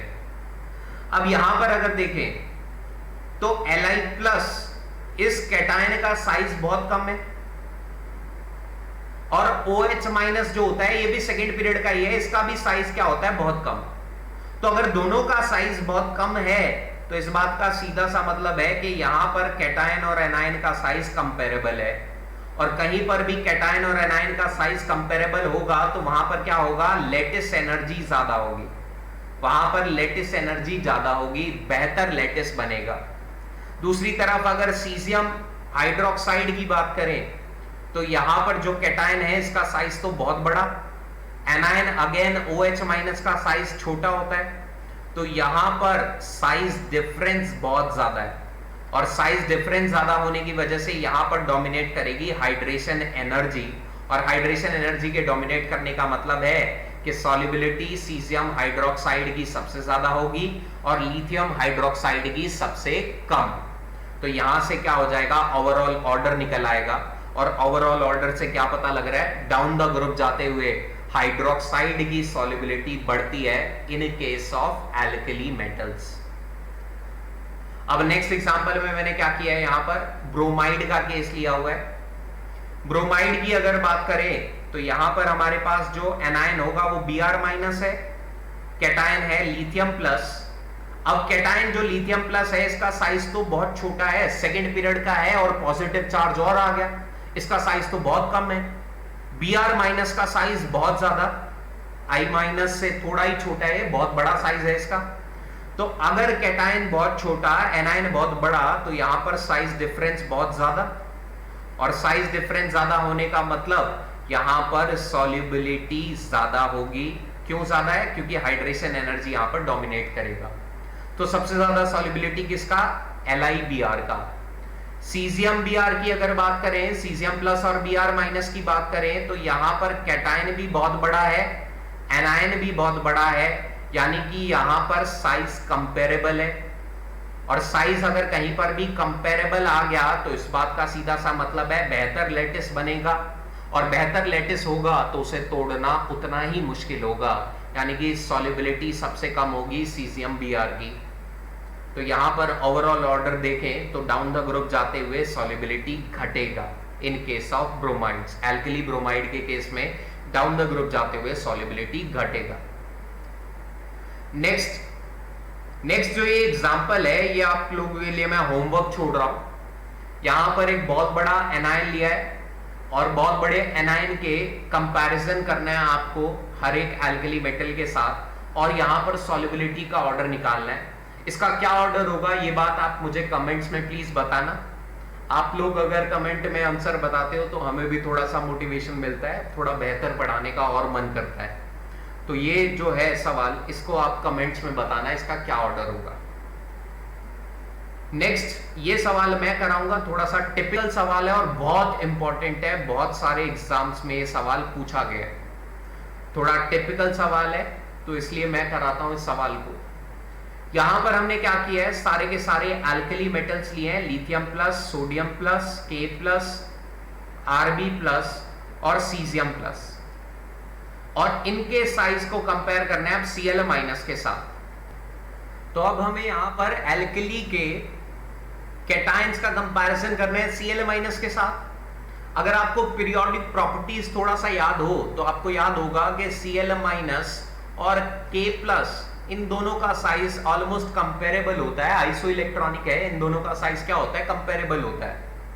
तो अगर K प्लस और Cl माइनस का साइज कंपेरेबल है तो यहां पर क्या होगा, लैटिस एनर्जी ज्यादा होगी, और लैटिस एनर्जी अगर ज्यादा है तो यहां पर KCl का सॉल्युबिलिटी सबसे कम रहने वाला है। तो सबसे पहले तो मैंने क्या किया, KCl सबसे कम सॉल्युबिलिटी वाला निकाल लिया साइज के हिसाब से। अब साइज का डिफरेंस कहां पर सबसे ज्यादा हो सकता है, या तो डिफरेंस ज्यादा हो सकता है लिथियम प्लस और Cl माइनस में, या फिर डिफरेंस सबसे ज्यादा हो सकता है साइज में सीजियम प्लस और Cl माइनस। अब यहां पर इस सवाल का आंसर देने के लिए आपको एग्जैक्ट डाटा याद होना चाहिए, और एग्जैक्ट डाटा के हिसाब से अगर देखें तो लिथियम और क्लोरीन, यहां पर Li प्लस और Cl माइनस, इन दोनों का साइज डिफरेंस सबसे ज्यादा है। तो अगर इन दोनों का साइज डिफरेंस सबसे ज्यादा तो हाइड्रेशन यहां पर ज्यादा होगी, सबसे ज्यादा सॉल्युबिलिटी LiCl की। उसके बाद साइज डिफरेंस होता है CsCl का, यहां पर इसकी सॉल्युबिलिटी आएगी। उसके बाद साइज डिफरेंस होता है RbCl का, और फिर आता है NaCl। तो ये ऑर्डर या तो आपको साइज का डाटा याद हो तभी आंसर कर सकते हो, या फिर ये पूरा ऑर्डर खुद ही याद कर लेना, कोई ट्रिक बना लेना। वैसे तो इसे याद करना इतना मुश्किल नहीं है, लेकिन याद जरूर कर लेना, बिकॉज ये एक इंपॉर्टेंट सवाल है, इंपॉर्टेंट ऑर्डर है। इस पे कई बार सवाल आया भी है और आगे आ भी सकता है। अब नेक्स्ट केस ले लेते हैं हम एल्कली के सल्फेट्स का। एल्कली के सल्फेट के ऑर्डर भी थोड़ा सा अलग आने वाला है। जैसे अगर मैं पुराने रूल के हिसाब से जो अब तक कर रहे थे उसके हिसाब से बताऊं, तो आप कहेंगे लिथियम प्लस और SO4 माइनस में लिथियम प्लस का साइज बहुत छोटा, SO4 माइनस का साइज तो बहुत बड़ा है, बहुत बल्कि एनायन है, तो यहां पर साइज डिफरेंस सबसे ज्यादा होगा, तो सॉल्युबिलिटी Li2SO4 की सबसे ज्यादा होनी चाहिए। लेकिन एक्चुअल में जब इसका सॉल्युबिलिटी कंपैरिजन करोगे तो आप देखोगे सीजियम के सल्फेट की सबसे ज्यादा सॉल्युबिलिटी है और सबसे कम सॉल्युबल होता है लिथियम का सल्फेट। अब ये ऑर्डर कैसे आया इस बात को देखना। एक्चुअल में जब तुम एल्कली के सल्फेट को बनाओगे तो तुम 2 कैटायन लोगे और 1 एनायन, तो जो यहां पर एलिमेंट्स का रेशो है वो 2:1 है। अब तुम यहां पर अगर 2 कैटायन ले रहे हो और 1 एनायन लोगे, तो यहां पर जो कंपैरिजन होगा साइज का, वो 2 कैटायन के ओवरऑल साइज को कंपेयर कराएंगे 1 एनायन के साथ। अब 2 कैटायन और 1 एनायन का अगर कंपैरिजन करें Li2SO4 में, तो Li2SO4 में 2 लिथियम प्लस आयन है, 1 SO4 माइनस आयन है। 1 लिथियम तो बहुत छोटा है SO4 माइनस के कंपैरिजन में, लेकिन अगर 2 लिथियम की बात करें तो 2 लिथियम का साइज कंपेरेबल हो जाता है 1 SO4 माइनस के साइज के। इसीलिए Li2SO4 की सॉल्युबिलिटी सबसे कम है। जबकि 2 सीजियम और SO4 माइनस को कंपेयर करें तो एक ही सीजियम का साइज बहुत बड़ा था, अगर 2 सीजियम आ गए तो इसका तो साइज बहुत बढ़ जाएगा, यहां पर कैटायन का साइज बहुत बड़ा हो जाएगा इस एनायन के कंपैरिजन में। तो यहां पर साइज डिफरेंस ज्यादा, साइज डिफरेंस अगर ज्यादा तो यहां पर हाइड्रेशन एनर्जी डोमिनेट करेगा और इसका सॉल्युबिलिटी भी क्या होगा, ज्यादा होगा। तो यहां पर ये कहानी का ध्यान में रखना कि अगर 2:1 आ जाए एल्कली के केस में, एल्कली के केस में बोल रहा हूं, तो यहां पर आपको 2 कैटायन को ओवरऑल कंपेयर करना होगा एनायन के साथ, 1 एनायन के साथ। इसी तरीके से बिल्कुल सेम केस होता है कार्बोनेट का। एल्कली के अगर कार्बोनेट को देखें तो यहां पर भी आपको 2:1 का कंसेप्ट लगाना है, और 2:1 का अगर कंसेप्ट लगाओ तो 2 सीजियम के साइज को कंपेयर करना है 1 CO3 माइनस के साथ, और 2 सीजियम का साइज तो बहुत ही बड़ा हो जाएगा एक कार्बोनेट के कंपैरिजन में। इसीलिए यहां पर क्या होगा, हाइड्रेशन एनर्जी डोमिनेट कर जाएगा। इसीलिए सीजियम 2CO3 CS2CO3 इस केस में सॉल्युबिलिटी सबसे ज्यादा होगी। सबसे कम सॉल्युबिलिटी किस केस में होगी, लिथियम के कार्बोनेट के केस में। बिल्कुल सेम रीजन है जो यहां पर हमने देखा था, जो यहां पर हमने रीजन देखा था सल्फेट के केस में, बिल्कुल सेम रीजन है कार्बोनेट के केस में भी। इसी तरीके से एक और एक्सेप्शनल ऑर्डर यहां पर होता है बाइकार्बोनेट का। ये 3 ऑर्डर जो मैंने यहां पर किए 5th 6th और 7th, ये मैं खुद से इसलिए करा रहा हूं बिकॉज यहां पर ऑर्डर थोड़ा सा उल्टा है, थोड़ा सा नॉर्मल जो हम करते हैं उससे उल्टा चल रहा है ऑर्डर, इसीलिए यहां पर सवाल इन तीनों से बहुत ज्यादा पूछे जाते हैं, इसीलिए मैं खुद से यहां पर बता रहा हूं। अगर बाइकार्बोनेट की बात करें तो बाइकार्बोनेट में हमारे पास क्या है, एक तो लिथियम प्लस है, दूसरी तरफ HCO3 माइनस है। HCO3 माइनस का तो साइज बहुत बड़ा होता है, लिथियम का साइज बहुत छोटा, तो यहां पर साइज डिफरेंस सबसे ज्यादा होगा, तो यहां पर सॉल्युबिलिटी भी लिथियम के बाइकार्बोनेट की ज्यादा होनी चाहिए थी, लेकिन एक्चुअल में ऐसा नहीं होता। एक्चुअल में सीजियम के बाइकार्बोनेट की सॉल्युबिलिटी सबसे ज्यादा होती है और लिथियम के बाइकार्बोनेट की सॉल्युबिलिटी सबसे कम हो जाती है। अब ऐसा कैसे हुआ, ऐसा क्यों हुआ, इसके रीजन को ध्यान से सुनना। अगर लिथियम और सोडियम के बाइकार्बोनेट की बात की जाए तो इस केस में जो ये बाइकार्बोनेट है HCO3- है, तो आप लोगों को अगर बॉइलिंग पॉइंट वाला लेक्चर याद हो तो मैंने वहां पर भी बताया था कि ये बाइकार्बोनेट क्या करता है इन केसेस में, एक लीनियर पॉलीमेरिक चेन बना लेता है। यहां पर ये बाइकार्बोनेट क्या करता है, हाइड्रोजन बॉन्डिंग की मदद से इस OH में हाइड्रोजन के ऊपर पॉजिटिव चार्ज है, ये पॉजिटिव चार्ज क्या होगा, इस O- के साथ अट्रैक्टेड होगा, और इस तरह की बॉन्डिंग को हम क्या बोल रहे थे, हाइड्रोजन बॉन्डिंग। हाइड्रोजन बॉन्डिंग की मदद से ये क्या करते हैं, बाइकार्बोनेट एक पॉलीमेरिक लीनियर चेन बना लेते हैं। और यहां पर ये जो पॉलीमेरिक लीनियर चेन बनी, इस पॉलीमेरिक लीनियर चेन के अंदर, इस लीनियर चेन में, इस पॉलीमर में जो वॉइड बनेंगे, इन्हीं वॉइड में क्या होगा, लिथियम प्लस और Na+ प्रेजेंट होता है। तो यहां पर पॉलीमर है और पॉलीमर में एक्सटेंसिव हाइड्रोजन बॉन्डिंग की मदद से क्या होगा, एक चेन का फॉर्मेशन हुआ। उस चेन के वॉइड में क्या हुआ, कैटायन प्रेजेंट हुआ। लेकिन जब हम पोटेशियम, रुबिडियम और सीजियम की बात करेंगे तो इन तीनों केसेस में क्या हुआ, कैटायन का साइज बढ़ गया। अब वो कैटायन वॉइड के अंदर, लीनियर चेन के वॉइड के अंदर स्टेबल नहीं हो सकता। इस केस के अंदर बाइकार्बोनेट कैसे स्टेबल होगा, इस केस में एक्चुअल में जो बाइकार्बोनेट है वो डाइमर बनाना स्टार्ट कर देता है। यहां पर क्या होगा, हाइड्रोजन बॉन्डिंग की मदद से ये जो बाइकार्बोनेट है HCO3- है, ये हाइड्रोजन बॉन्डिंग की मदद से डाइमर बनाना शुरू कर देता है। अब ये पॉलीमर क्यों नहीं बना पा रहा, बिकॉज कैटायन का साइज बढ़ चुका है, और कैटायन के साइज बढ़ने की वजह से अब पॉलीमेरिक चेन के वर्ड में वो स्टेबल नहीं है, अब वो चेन नहीं बनाने देगा कैटायन। तो चेन नहीं बनेगी तो यहां पर बाइकार्बोनेट क्या करेगा, स्टेबिलिटी गेन करने के लिए डाइमराइज करेगा। और अगर पॉलीमर और डाइमर का कंपैरिजन करें तो आप लोग यहां पर क्लियरली देख सकते हैं, पॉलीमर और डाइमर के कंपैरिजन में पॉलीमर में हाइड्रोजन बॉन्डिंग ज्यादा होगी, पॉलीमर में एक्सटेंट ऑफ हाइड्रोजन बॉन्डिंग ज्यादा होगा, इसीलिए फोर्स ऑफ अट्रैक्शन कहां पर ज्यादा होता है, पॉलीमर के केस में।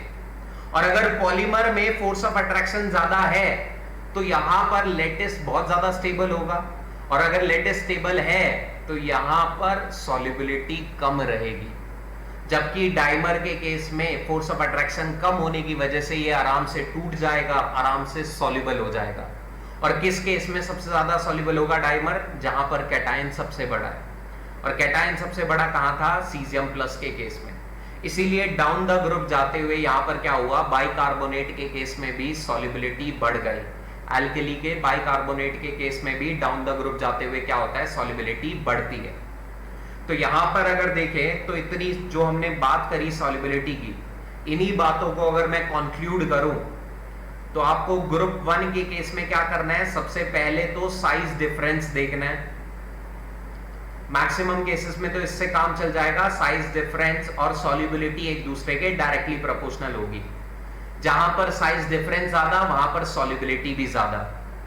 दूसरा चीज जो याद कर लेना, या फिर यहां पर मैंने एक्सप्लेन भी किया है रीजंस के साथ, अगर तुम कभी भी सल्फेट, कार्बोनेट या बाइकार्बोनेट का केस लो ग्रुप 1 में, सल्फेट, कार्बोनेट या बाइकार्बोनेट का केस लो ग्रुप 1 में, तो डाउन द ग्रुप जाते हुए याद रखना हमेशा सॉल्युबिलिटी बढ़ेगा। किन केसेस में, सल्फेट ले लो एल्कली का, कार्बोनेट ले लो या बाइकार्बोनेट, इन तीनों केसेस में क्या होगा, डाउन द ग्रुप जाते हुए सॉल्युबिलिटी बढ़ेगा। तो इन दोनों पॉइंट्स की मदद से आपके सारे सॉल्युबिलिटी के कंपैरिजन बन जाएंगे ग्रुप 1 के। तो ग्रुप 1 का यहां पर चर्चा खत्म हुआ सॉल्युबिलिटी का। अब ग्रुप 2 का कंपैरिजन करते हैं, ग्रुप 2 की सॉल्युबिलिटी को कंपेयर करते हैं। तो अगर ग्रुप 2 की सॉल्युबिलिटी को कंपेयर करें तो सबसे पहले तो मैं आपको आइडिया दे देता हूं कैसे कंपैरिजन करना है। सेम काम करना है, बस साइज डिफरेंस को देखते हुए चलना है। ग्रुप 2 में आपको क्या क्या कैटायन मिलेंगे, Be2+ मिलेगा, Ca2+ मिलेगा, Mg2+, Ca2+, Sr2+ होगा और Ba2+, ये आपको कैटायन मिलेंगे। अब इनके सामने हो सकता है आपके पास कोई ऐसा एनायन हो जिसका साइज बहुत कम हो, जैसे F- हो गया या O2- हो गया या OH-। ये तीनों बहुत छोटे साइज के कैटायन हैं, तीनों सेकेंड पीरियड के हैं, बहुत छोटा साइज है। B2+ भी सेकेंड पीरियड का है और ये तीनों एनायन भी सेकेंड पीरियड के। अब दोनों स्पीशीज कैटायन और एनायन अगर सेकेंड पीरियड का है तो दोनों का साइज कैसा होगा? कंपेरेबल। और दोनों का साइज अगर कंपेरेबल है तो यहां पर क्या होगा? बेहतर लैटिस बनेगा, और बेहतर लैटिस अगर बनेगा तो यहां पर सॉल्युबिलिटी कम होगी। लेकिन इसके विपरीत अगर तुम Ba2+ और इन एनायंस को लो, Ba2+ और इन एनायंस को अगर लो तो यहां पर तो Ba2+ का साइज बहुत बड़ा होगा इन एनायंस के कंपैरिजन में, तो यहां पर साइज डिफरेंस ज्यादा तो वीक लैटिस बनेगा, और वीक लैटिस होगा तो वो जल्दी टूटकर जल्दी डिसॉल्व होगा। तो अगर ये सारे एनायन हैं और Ba2+ है तो यहां पर हाइड्रेशन एनर्जी ज्यादा होगी, सॉल्युबिलिटी भी ज्यादा। बिल्कुल सेम काम कर रहे हैं जो पहले एल्कली के लिए किया। इसी तरीके से एक और एग्जांपल से समझा देता हूं। मान लो Be2+ है, फिर से सेकेंड पीरियड के हमने सारे के सारे कैटायन को ले लिया।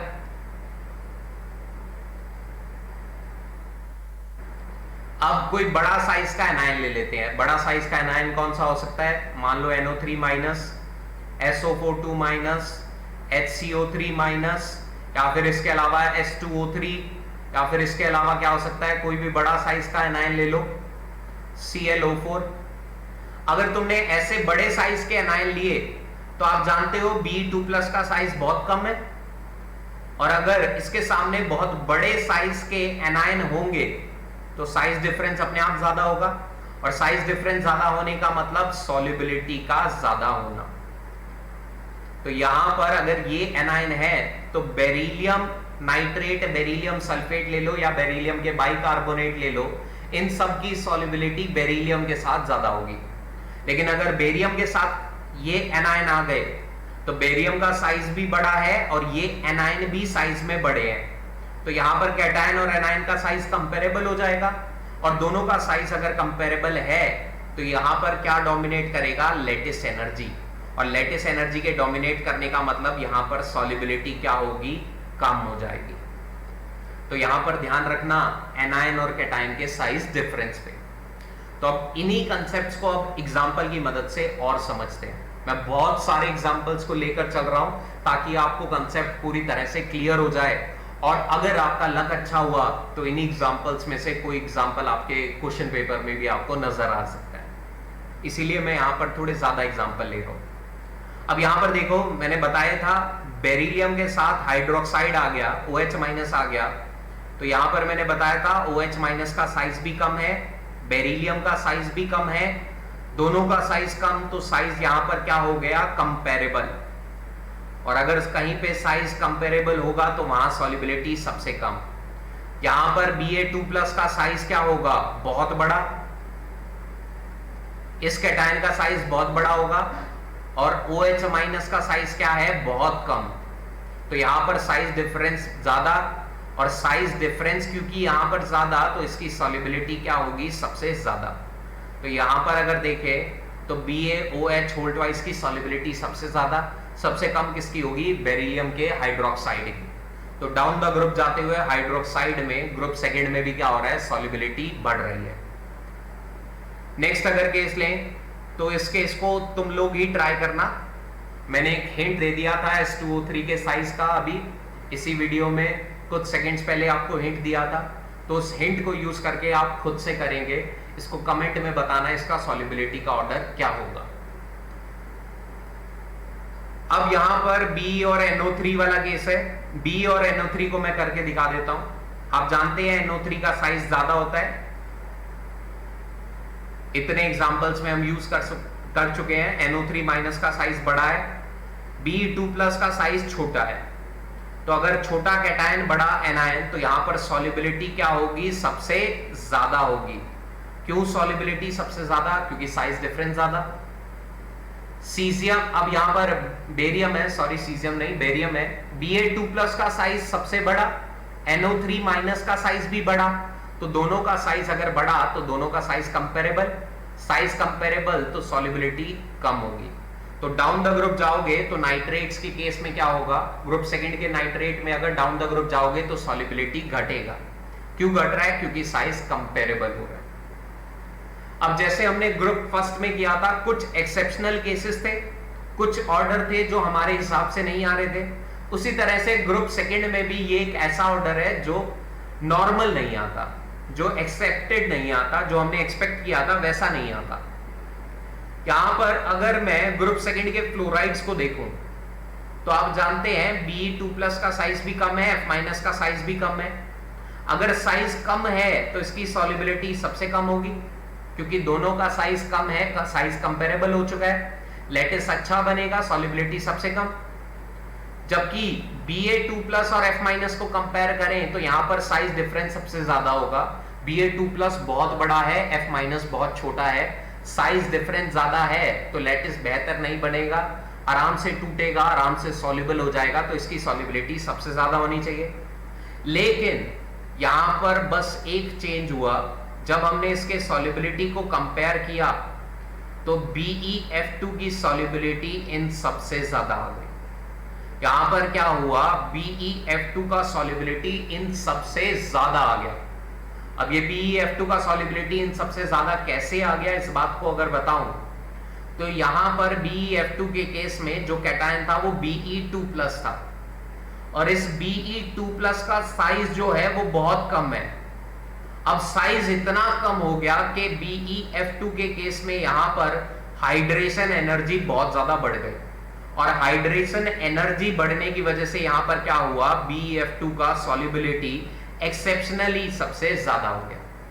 यह हर केस में नहीं लगेगा, केवल फ्लोराइड के केस में BeF2 का हाइड्रेशन एनर्जी बढ़ चुका है, क्योंकि यहां पर बेरिलियम का साइज भी बहुत छोटा है, और दूसरी तरफ देखें तो F- का साइज भी छोटा है, उसका भी हाइड्रेशन ज्यादा था।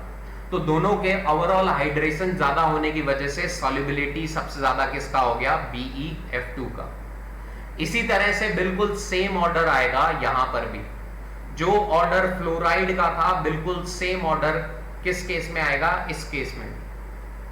तो आई होप आप लोगों को ये वीडियो बेनिफिट करेगा। मैंने बहुत सारे एग्जांपल्स लिए हैं, इतने एग्जांपल्स के आप लोग अगर इस पूरी वीडियो को आराम से देखें तो आप लोगों को सारा सॉल्युबिलिटी का ऑर्डर निकालना, कंपेयर करना आ जाएगा। और इसके बाद मैं चाहूंगा कि एस ब्लॉक के ट्रेंड्स यहां पर खत्म हो चुके हैं। मैं चाहूंगा आप लोग प्रीवियस ईयर जिस भी पेपर की आप तैयारी कर रहे हैं उसमें जितने भी एस ब्लॉक के ट्रेंड्स के सवाल आए हैं उन सवालों को करें, और फिर मुझे कमेंट्स में बताना क्या वो सवाल आपके बन रहे हैं या नहीं बन रहे, या अगर कोई डाउट आ रहा है तो वो भी आप यहां पर कांटेक्ट कर सकते हैं। तो थैंक यू दोस्तों, अब जाइए और इनका प्रैक्टिस करें एस ब्लॉक के ट्रेंड्स का। कुछ दिनों के बाद अब यहां पर क्या करेंगे, 1-2 दिनों के बाद ब्लॉक वाइज एस ब्लॉक को पढ़ना शुरू कर देंगे, क्योंकि कुछ सवाल आपके रिएक्शन वाले पार्ट के रहते हैं, कुछ सवाल आपके रिडक्शन पोटेंशियल के भी पेपर में आते हैं जहां पर आप फंस जाते हो। तो उन सारे ऑर्डर्स के लिए ब्लॉक वाइज भी एस ब्लॉक को पढ़ेंगे, लेकिन पहले एस ब्लॉक के ट्रेंड्स की प्रैक्टिस करना, यहां से मैक्सिमम सवाल आते हैं। तो थैंक यू दोस्तों, बाय बाय।